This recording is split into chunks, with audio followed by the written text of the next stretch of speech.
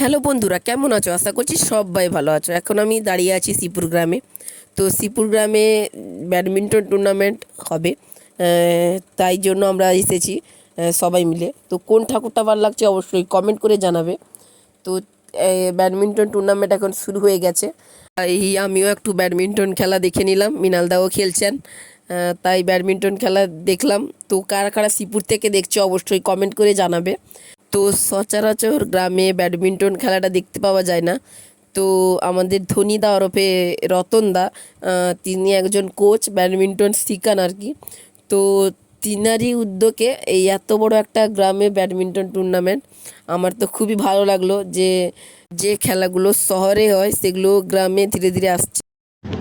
তো এই মুহূর্তে আমি দাঁড়িয়ে আছি শ্রীপুরে।